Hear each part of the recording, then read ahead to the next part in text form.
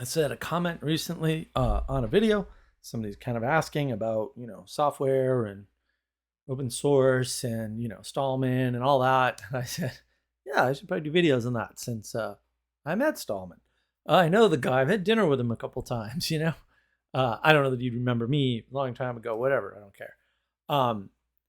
But like I am uniquely, I would say, suited to talk about Richard Stallman and the rise of the free software movement, and subsequently called open source by I believe it's Eric Raymond.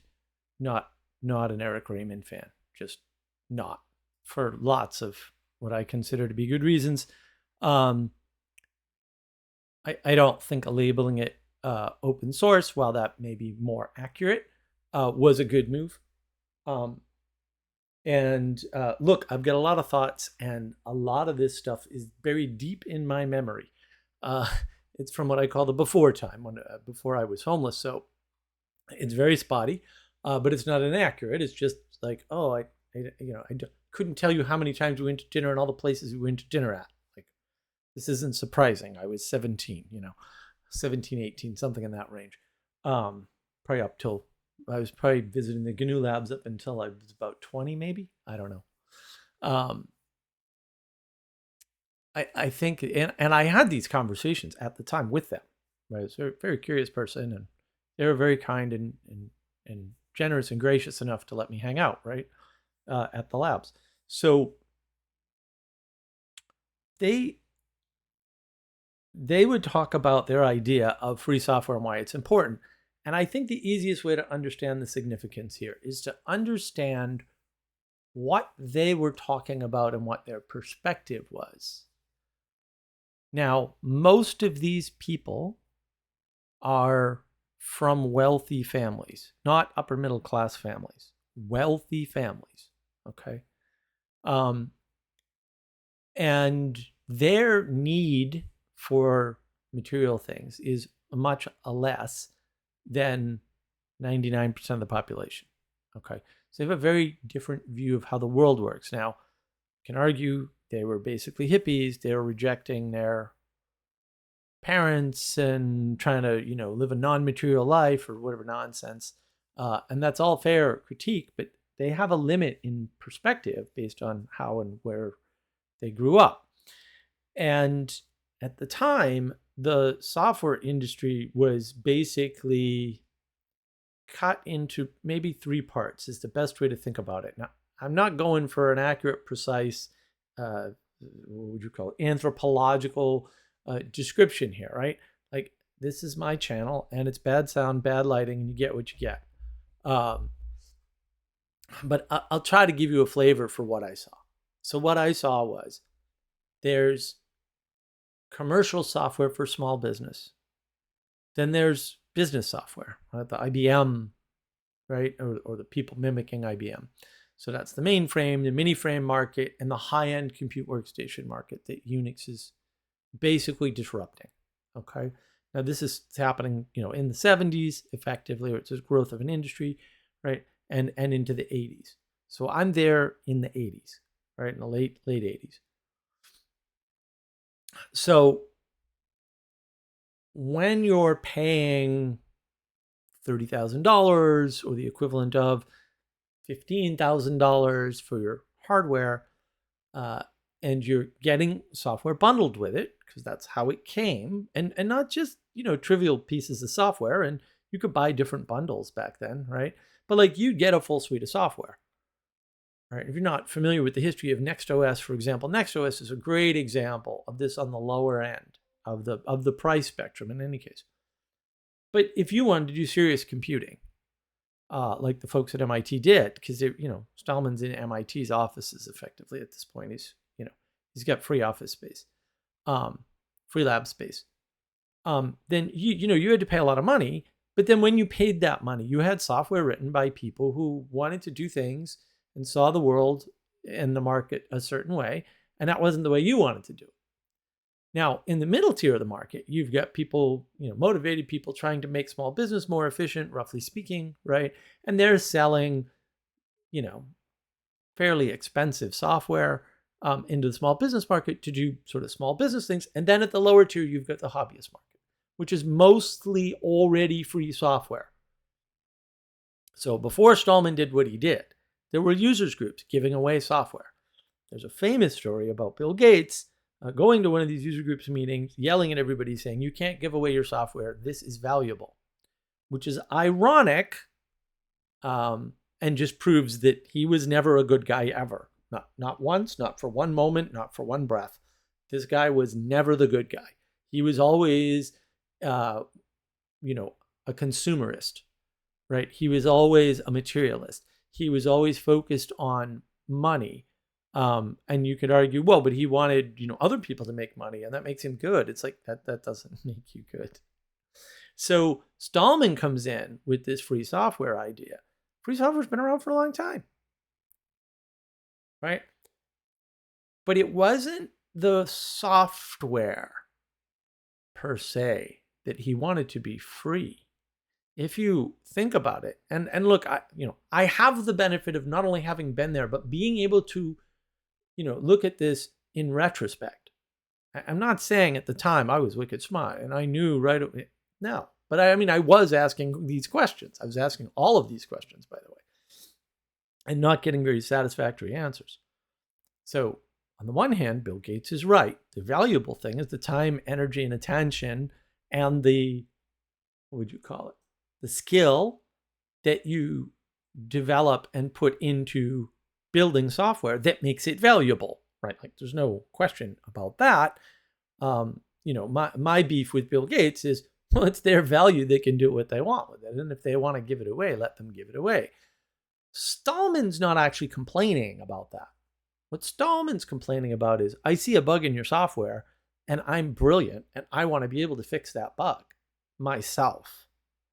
I see a missing feature in your software and I'm brilliant and I want to be able to add that myself. Okay. So this is very, very different from the users groups meetings, and I'm not saying this didn't happen, but like their goal, their ethos was not to give away source code. I'm not saying they didn't do that sometimes, but like that wasn't their goal.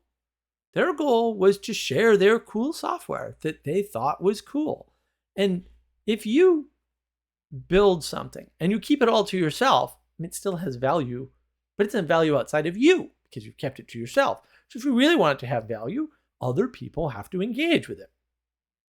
And software is very, in the overall scheme of things, low effort, low maintenance. That doesn't mean it's easy. Writing good software is really hard. Like, I gave up on trying to be the world's best software engineer when I was very young because I met Richard Stallman. You want a good software engineer, man, you say a lot of bad things about him, but whoa. Yeah, you think you know smart people? I don't know about that. I don't know. So when you look at it in those terms, everything changes. Now, the model he wanted to operate on was the valuable things are documentation and consulting for configuration. He's not entirely wrong about that. It's just a silly model that can't work. And, before, of course it can work. It's been tried and it failed. The only company that ever made any money off of open source was Cygnus Consulting. Is it Cygnus? I think it's Cygnus Consulting out of Texas. And they got bought by Red Hat, I don't know, a million years ago. But they were actually making quite a bit of money on open source software consulting.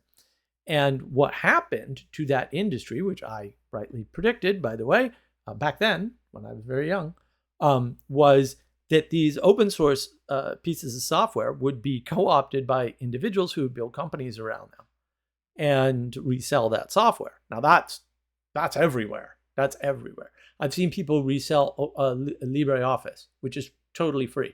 Not modify it one whit, except change the names and the logos.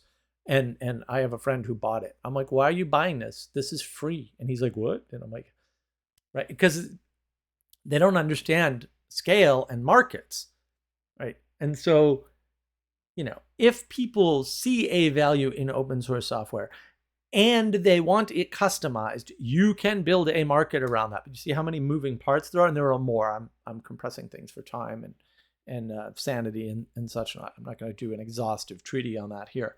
I might on navigating patterns, but not here, or at least not today. So mostly because it's lunchtime and I can smell lunch and it's delicious. So you have to think about where the value is and what's on offer. The problem that all the companies ran into immediately with open source was, well, there's no license here. How do we manage risk and legal liability when there's no license?